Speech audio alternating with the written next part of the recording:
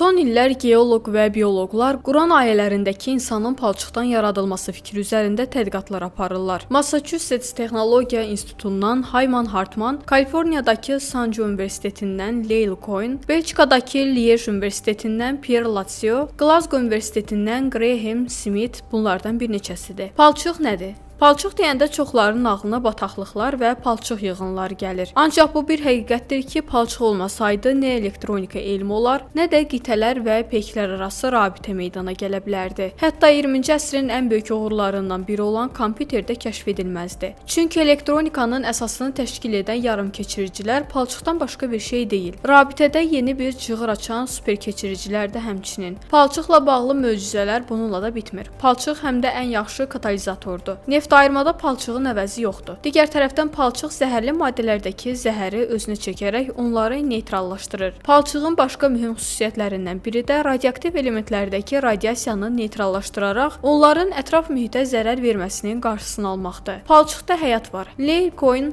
İlk baxışdan hərəkətsiz görünən palçıq hərəkət dolu gizli bir dünyadır deyir və palçığın böyük enerji mənbəyi olduğunu bildirir. Palçıq kristal şəklində elementlərdən təşkil olunur və kristal molekulları palçıqda lövhələr şəklində düzülür. Maraqlıdır ki, James Gleick kristal lövhələrin üzərindəki ion qruplarının hərəkətini şahmat taxtası üzərindəki fiqurların hərəkətinə bənzədir və ion qruplarının da şahmat fiqurları kimi müəyyən məntiqlə hərəkət etdiyini bildirir. Bəs torpaqda bu əlamətlər hardandır? Lael Cohen bu barədə deyir. Palçığın kristal quruluşu statik və sabit deyil. Molekul quruluşu sabit olan kristallar boş kağız kimidir. Palçığın kristal quruluşunun sabit olmaması ona ətraf mühitlə enerji mübadiləsinə imkan verir. Həyatın ən primitiv keyfiyyətlərindən biri də ətraf mühitdən enerji almaq və bu enerjidən istifadə etməkdir. Həyatın digər keyfiyyəti isə özünü bərpa etmək xüsusiyyətidir. Hər iki keyfiyyət palçıqda var və bu da həyatın palçıqla başladığını deməyə imkan verir. Hayman Hartman isə deyir: əgər əlimizdə kifayət qədər cihaz olsaydı və palçığı molekulyar yox, atom səviyyəsində tədqiq edə bilsəydik, indi bildiklərimizdən qat-qat çox bilərdik. Ancaq inanıram ki, o vaxtda həyatın necə meydana gəlməsi ilə bağlı suala cavab tapmaqda çətinlik çəkərdik. Hartman daha sonra əlavə edir: məncə həyat təkcə atomdan və hüceyrədən ibarət deyil. Palçıqla bağlı apardığımız tədqiqatlar nə qədər uğurlu olsa da, ona həyat vermək bizim imkanlarımız xaricindədir. Onun sirri uca yaradanın əlindədir. Biz ancaq ağlımızın sərhədlərinə qədər gedə bilərik. Bir sözlə, həyatı laboratoriyalarda əldə etmək mümkün deyil. Bu sözlərlə Hartman elm adamına layiq bir şəkildə ruh həqiqətini ortaya qoyur və insanoğlunun onu heç vaxt dərk edə bilməyəcəyini bildirir. Biz isə yazımızı İsra surəsinin 85-ci ayəsi ilə tamamlamaq istəyirik. Ya Məhəmməd, səndən ruh haqqında soruşurlar. De ki, ruh Rəbbimin əmrindədir. Sizə bu barədə yalnız cüzi bir bilik verilmişdir.